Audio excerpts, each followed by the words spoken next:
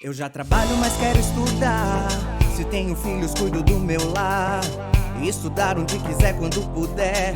No PC, tablet ou celular. Moro longe, quero me formar. A hora que eu tenho é depois de almoçar. Praticidade tem o nome, polos em todo o país. Online posso me formar. EAD, Unicesumar tem qualidade de ensino pra você criar. EAD, Unicesumar, você escolhe a hora que quer estudar. EAD, Unicesumar em cada canto do Brasil, porque melhor não há. EAD, Unicesumar, do meu jeito, no meu tempo, em qualquer lugar. Olá, alunos do curso Tecnólogo em Segurança do Trabalho. Eu sou a professora Ana Beatriz, vocês já me conhecem. Eu estou aqui hoje para a nossa última aula de ergonomia e doenças ocupacionais. E desde já eu quero convidá-los a assistir a nossa live, que vai ocorrer na quarta-feira, dia 15 de abril, às 8h40 da noite. Não esqueçam de participar. A participação na live é muito importante para que vocês possam tirar dúvidas sobre essa aula e também alguma outra dúvida que vocês possam vir a ter sobre o tema ergonomia. Então não esqueçam, no dia 15 de abril, às 8h40 da noite. Bom, vamos começar então essa nossa última aula sobre ergonomia e doenças ocupacionais?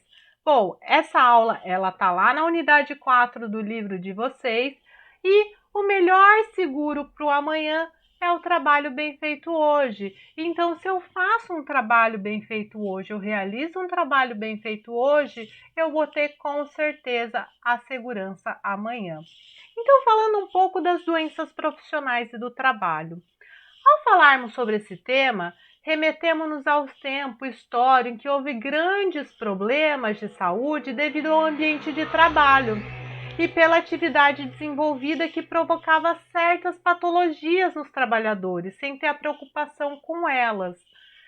Então, hoje, nós vamos refletir um pouco sobre o que é doença ocupacional e o que é a doença do trabalho.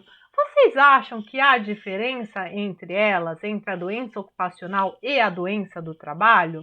Bom, as duas, elas estão diretamente relacionadas ao ambiente laboral. Só que a doença do trabalho, ela é aquela que, em decorrência do ambiente que as atividades laborais são efetuadas, por exemplo, níveis de ruído, condições de temperatura e ventilação, elas irão ocorrer. Já as doenças profissionais, elas estão relacionadas a atividades específicas da função, ou seja, são desencadeadas pelo exercício da função do trabalhador. Por exemplo, quando eu trabalho com digitação, se o teclado ele está aqui, ou ele está aqui, a função que eu vou exercer é a mesma. Eu não tenho jeito de atenuar essa lesão que provavelmente vai ocorrer pelo excesso repetitivo desse movimento de digitação. Então, a relação da doença profissional, ela é desencadeada pelo exercício de determinada profissão. Essa profissão, ela requer esse tipo de esforço, digamos assim. Doenças profissionais e do trabalho. Tanto as profissionais como as do trabalho, elas são doenças decorrentes do trabalho e são consideradas acidentes de trabalho. Elas se equiparam a acidente de trabalho, consideradas pela Lei 8.213 de 24 de julho de 91. O artigo 20 dessa lei, ele diz assim: considera-se acidente de trabalho, nos termos do artigo anterior, os seguintes entidades mórbidas. 1. Doenças profissionais, assim entendida, produzida ou desencadeada pelo exercício do trabalho peculiar a determinada atividade e constantemente da respectiva relação elaborada pelo Ministério do Trabalho e da Previdência Social. Então, vai ter lá uma relação no Ministério do Trabalho que vai dizer se essa doença ela é profissional. 2. Doença do trabalho, assim entendida adquirida ou desencadeada em função de condições especiais em que o trabalho é realizado, e com ele se relaciona diretamente, constante da relação mencionada, então, naquele inciso 1. Também vai ter que estar lá listada. O artigo 19 dessa mesma lei diz: acidente do trabalho é o que ocorre pelo exercício do trabalho a serviço da empresa ou pelo exercício dos segurados referidos no inciso 7 do artigo 11 dessa lei, que provoque lesão corporal, perturbação funcional, cause a morte ou a perda ou a redução permanente ou temporária da capacidade do trabalho.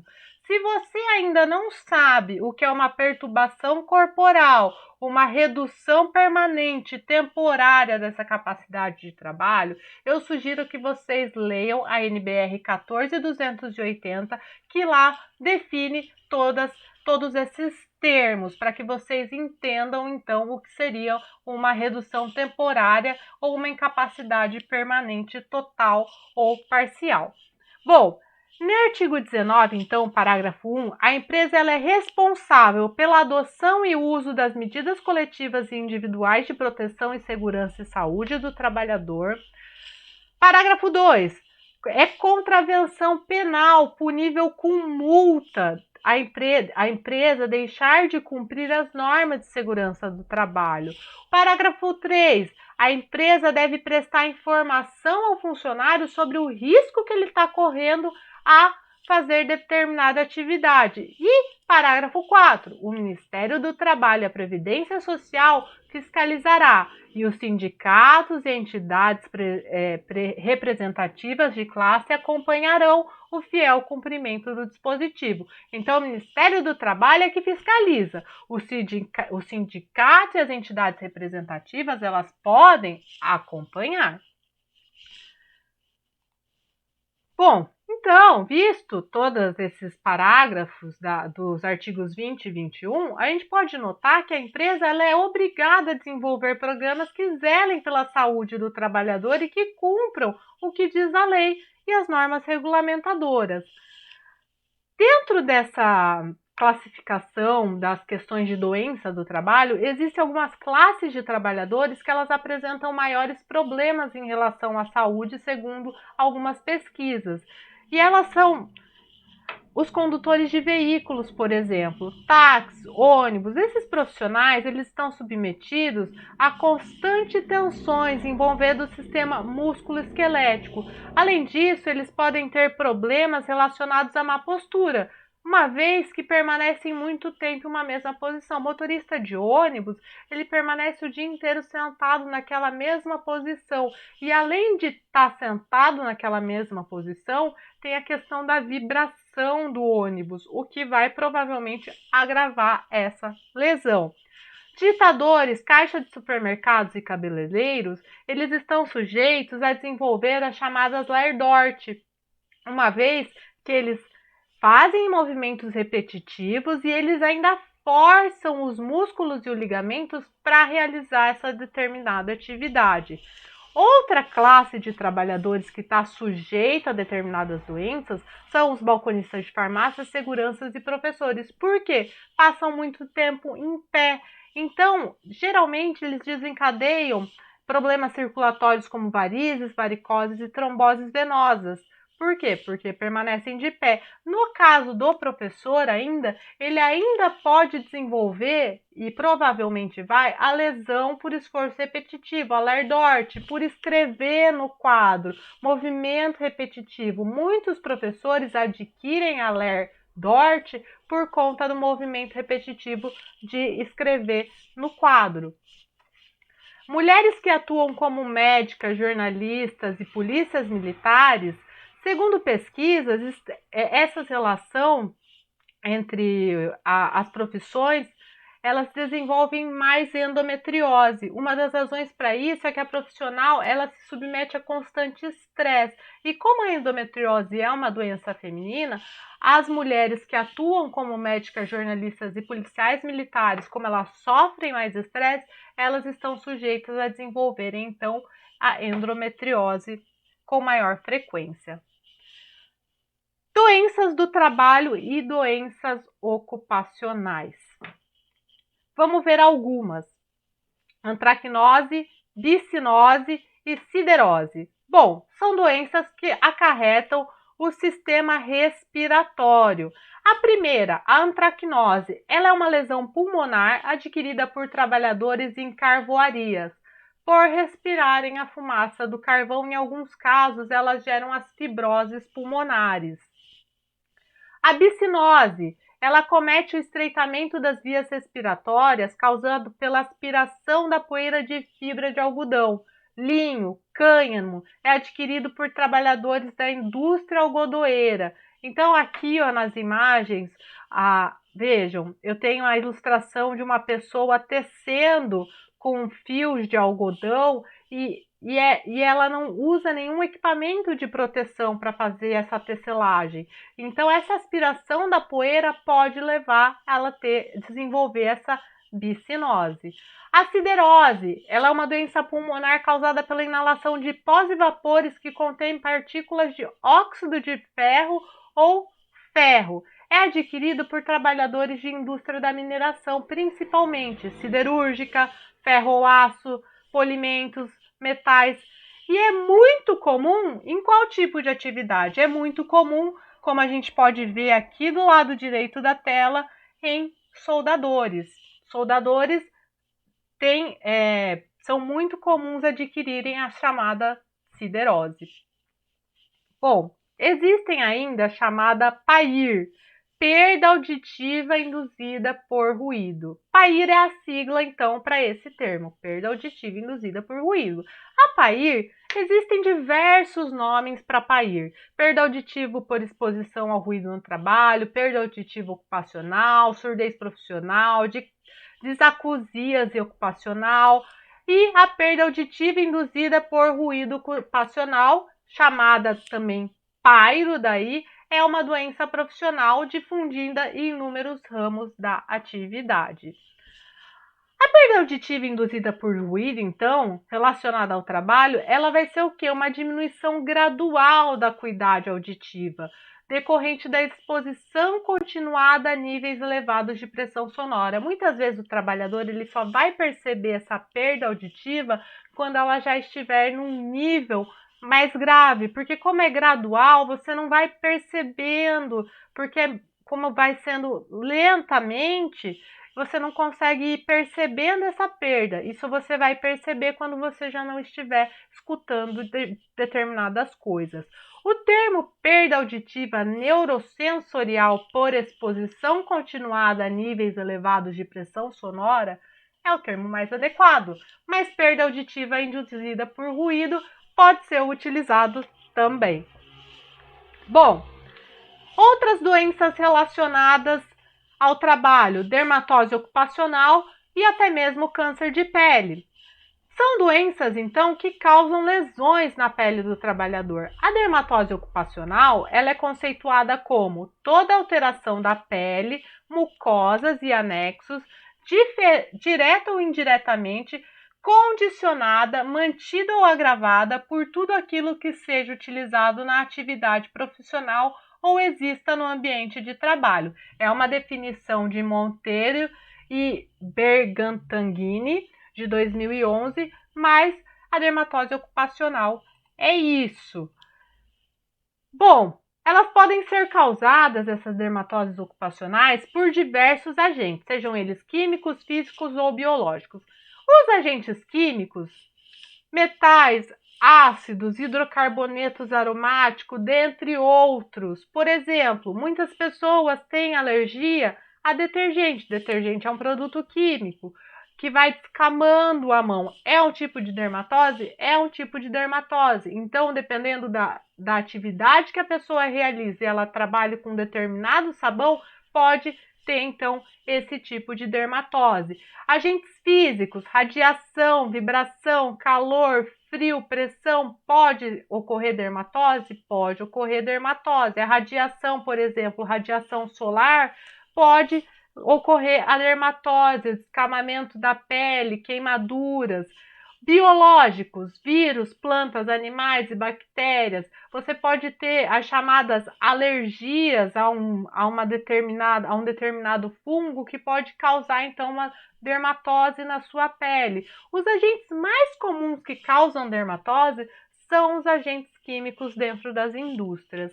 Geralmente as lesões elas iniciam com as rachaduras ou ressecamento da pele. Elas evoluem para o sangramento e eczemas. Como prevenção, como é que eu previno então essas dermatoses? As medidas individuais de proteção, como os EPIs, e orientação da higiene pessoal e coletiva, como exames médicos e orientação aos trabalhadores. É assim que eu vou evitar as dermatoses ocupacionais. No caso do câncer de pele, geralmente ele é decorrente em atividades desenvolvidas por trabalhadores a céu aberto, como os trabalhadores rurais, como em lavouras e também na construção civil, devido à exposição ao sol. No Brasil, o câncer de pele ele só pode ser considerado ocupacional se estiver relacionado à atividade profissional. Então, eu vou ter que ter aí o nexo causal entre a doença e a atividade realizada. O empregador é obrigado a proporcionar a seus trabalhadores um ambiente de trabalho mais seguro. No caso do risco à exposição solares, por exemplo, o trabalhador ele deve orientar os seus funcionários quanto ao risco da exposição solar sem os devidos equipamentos de proteção ou as roupas adequadas. Aqui também pode-se levar em consideração fornecimento de protetor solar. O protetor solar aqui, ó, ele já é um protetor solar, ele já vem também com repelente. Esse é um protetor que pode ser indicado para quem trabalha a céu aberto. É um protetor solar que tem o CA e que é vendido nas lojas de equipamento de proteção individual. Doenças psíquicas. As doenças psíquicas no trabalho, elas têm se tornado um potencial ameaça à saúde do profissional e cada vez mais elas vêm surgindo não, elas vêm se apresentando dentro das diversas empresas. A depressão, o estresse, a síndrome do pânico, elas vêm cada vez mais aumentando. Elas, pelo menos, elas estão se destacando mais dentro dos locais de trabalho. A empresa, por meio de profissionais aptos, de acordo com as normas vigentes, são responsáveis, então, por implantar programas para evitar danos à saúde do trabalhador. Um trabalhador doente é ônus para a empresa, mas para toda a sociedade, direta ou indiretamente. Então, se eu tenho um trabalhador doente, seja uma doença física ou uma doença mental, ela vai ser um ônus, ela vai ser um custo para a minha empresa. Então, por isso, eu preciso tratar e levar em consideração essas doenças psíquicas. Tipos de doenças relacionadas com a ergonomia. A ergonomia contribui muito para a melhoria da vida laboral dos trabalhadores no ambiente de trabalho e também na vida cotidiana. Por quê? Um trabalhador satisfeito vai ser um cidadão melhor na sociedade em si. Eu tenho aqui alguns exemplos de relação entre o trabalho e algumas patologias. É esse quadro. Esse quadro vocês podem ver uma relação completa dele na página 204 do livro de Ergonomia e Doenças Ocupacionais de vocês. Então eu tenho ali a lesão, por exemplo, bursite do cotovelo. Compressão do cotovelo contra superfícies duras. Essa seria a causa ocupacional. Exemplo, apoiar o cotovelo em mesas. Alguns diagnósticos, gota, traumatismo, artrite reumatoide. Então, por exemplo, eu estou aqui dando aula para vocês, eu tenho a minha mesa e eu fico apoiando o tempo inteiro o cotovelo nessa mesa. Se eu trabalhar com esse apoio de cotovelo 8 horas por dia, 20 dias no mês, 12 meses no ano, eu provavelmente vai desenvolver uma lesão de bursite do cotovelo por essa compressão do cotovelo contra essa superfície dura. Outro exemplo de lesão, contratura da fáscula palmar. Qual que é a causa ocupacional? Compressão palmar associada à vibração. Exemplo, operar compressores pneumáticos. Então, se eu opero um compressor pneumático, tem essa vibração, eu vou provavelmente a longo prazo, ou dependendo do tanto que eu opero isso até a curto prazo, ter essa contratura da fascícula palmar. E o chamado dedo de gatilho, compressão palmar associada à força realizada, apertar alicates e tesouras. Então, alicates e tesouras. Alguns diagnósticos diferenciais: diabetes, artrite, reumatoide, mixedema, amiloidose, tuberculose pulmonar. Então, esses são alguns exemplos. Mas lá na página 204, vocês vão ter uma tabelinha completa com todos os exemplos que estão relacionados ao trabalho e algumas patologias. Bom, vamos falar um pouco sobre a Ler-Dort, lesão por esforço repetitivo. Ler-Dort é um tipo de patologia bem comum em profissionais que permanecem muito tempo em uma mesma posição, realizando o mesmo movimento. Ler é a sigla para lesão por esforço repetitivo e Dort é a sigla para distúrbio osteomoleculares relacionados ao trabalho. O termo Ler-Dort, ele é abrangente e ele refere-se aos distúrbios ou doenças dos sistemas músculo-esqueléticos, principalmente do pescoço e membros superiores, relacionados ou não ao trabalho. Essas doenças ocorrem em distúrbios funcionais e orgânicos que podem ser desencadeados por fadigas neuromusculares em trabalhadores que desenvolvem suas atividades em posições fixas, trabalhos estáticos ou com movimentos repetitivos, normalmente de membros superiores. Por exemplo, quem desenvolve muita Ler-Dort, digitadores, passam o dia inteiro sentado e movimentando só os pulsos. Costureiras, passam o dia inteiro sentado e movimentam também só as mãos para o movimento de costura. Ocorre também falta de tempo para a recuperação dessa contração. Atividades com movimentos intensos e por períodos prolongados, então essa fadiga ela não se recupera, devido ao fato de serem atividades que não possuem flexibilidade de tempo e ritmo e é de trabalho rápido. No meio rural, por exemplo, é comum a Ler-Dort entre os cortadores de cana, enquanto que no meio urbano, a maioria da Ler-Dort é encontrada em bancários, digitadores, operadores de linha de montagem e telemarketing. Esse tipo de doença, ela pode se iniciar de forma muito variada, começando como queixa de dor, formigamento, dormência, choque, peso e fadiga precoce. Bom, vamos falar agora um pouco sobre os benefícios da ginástica laboral. A ginástica laboral ela envolve uma série de exercícios de alongamento realizados durante a jornada de trabalho para melhorar a saúde do trabalhador. Os exercícios eles tanto promovem uma maior flexibilidade e mobilidade, como eles previnem as lesões provocadas pela ergonomia no ambiente de trabalho. Embora a técnica ela exista informalmente há 100 anos, muitos ainda desconhecem quais os benefícios trazidos por essa tal de ginástica laboral, no que atinge tanto o trabalhador quanto ao empregador.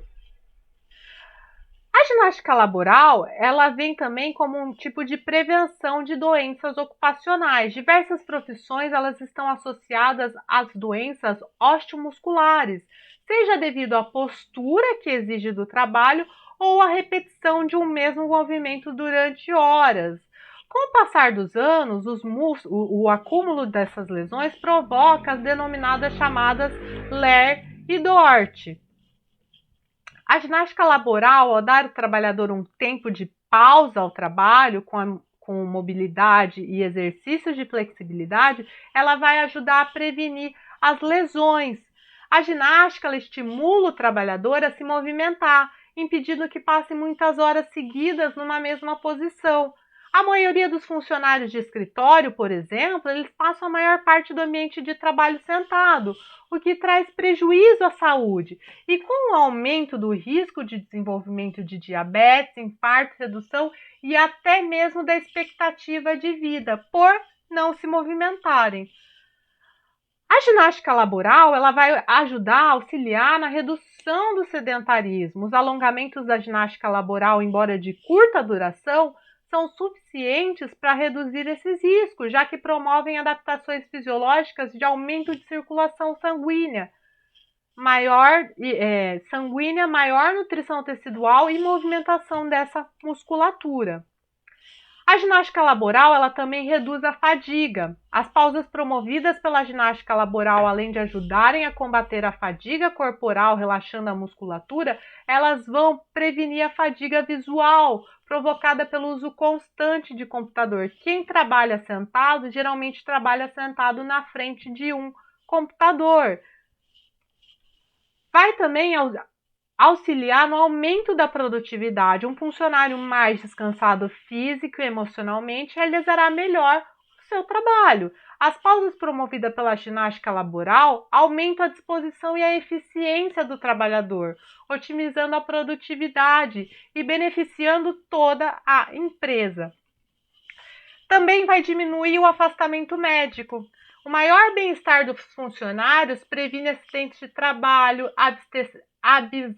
absenteísmos e afastamento por doenças ocupacionais. Se o trabalhador não está doente, ele consegue trabalhar mais e melhor, aumentando a sua eficiência e postergando a aposentadoria, o que beneficia tanto o empregado quanto o empregador. A ginástica laboral preparatória. Bom, então eu vou falar aqui para vocês de 3 tipos de ginástica. Existem 3 tipos de ginástica. E a primeira é a chamada ginástica laboral preparatória, GLP. Com duração aproximada de 5 a 10 minutos, ela é realizada antes da jornada de trabalho ou nas primeiras horas no próprio setor ou em locais descontraídos como praças de ginástica laboral ali dentro da empresa mesmo. A outra é chamada de ginástica laboral compensatória, chama de GLC ou de pausa, como o próprio nome já diz, a ginástica de pausa. Ela tem uma duração de 10 minutos e ela é realizada durante a jornada de trabalho, no horário de pico de fadiga. Interrompe a monotonia operacional. Então, eu tenho lá uma jornada de trabalho intensa e eu sei qual é o pico da minha fadiga naquele momento que eu devo aplicar, então, a ginástica laboral. Ela vai interromper a monotonia operacional com a realização de exercícios específicos de compensação para esforços repetitivos ou estruturas sobrecarregadas e as posturas solicitadas nos postos de trabalho. E a terceira e última é a ginástica laboral relaxante, chamada de GLR. Ela é baseada em exercícios de alongamento e relaxamento muscular, realizada normalmente após o expediente, com o objetivo do quê? De oxigenar as estruturas musculares envolvidas nas tarefas diárias, evitando o acúmulo de ácido lático e prevenindo as possíveis instalações de lesões. É aquele ácido lático que depois que a gente faz um exercício, dá aquela dorzinha. Então, esse alongamento, ele vem para diminuir, então, evitar esse acúmulo desse ácido lático para evitar aquela dorzinha no fim do dia. E uma pergunta importante: quem é que pode aplicar a ginástica laboral? Vocês sabem quem pode aplicar a ginástica laboral? É o educador físico? É o fisioterapeuta? Bom, educador físico ou fisioterapeuta, ambos estão habilitados para aplicar a ginástica laboral, desde que se capacitem para ministrar o programa e que estejam legalmente cadastrados nos seus órgãos de classe, no COFITO e no CREF, no caso do educador físico e do fisioterapeuta. Ambos têm a capacidade de conduzir e planejar e orientar um programa, independente se é fisioterapeuta ou se é educador físico. O ideal seria o trabalho conjunto, pois um completaria o outro, tornando o programa ainda mais eficiente. Bom, gente, chegamos então ao final dessa disciplina. Espero que vocês tenham gostado. Alguma dúvida, mandem para o fórum. Não esqueçam da nossa live agora na quarta-feira. E o conteúdo apresentado nessa unidade, ela tem aplicabilidade não só no ambiente de trabalho, mas também na vida de cada um de nós. Nós vimos na aula de posicionamento e medições lá de antropometria sobre o trabalho home office, como que eu deveria ter uma postura mais adequada para trabalhar em casa agora com essa questão de quarentena. As doenças profissionais e do trabalho e as psicossociais, elas podem ser prevenidas com a aplicação da ginástica laboral no ambiente de trabalho. A ginástica laboral, ela também vai fazer com que a mente ela fique mais espairecida e se desligue tanto daquela pressão do dia a dia. Por isso, ela também é uma ferramenta muito utilizada para o auxílio nessa questão dessas doenças psicossociais. Se o trabalho for realizado de maneira ergonomicamente correta e dentro das normas, seus funcionários conseguirão produzir mais e melhor, trazendo benefícios não só para eles, mas para a empresa. Bom, gente, é isso. Alguma dúvida, deixem lá no fórum, mandem para o chat, não esqueçam da live e até a quarta. EAD, Unicesumar, do meu jeito, no meu tempo, em qualquer lugar.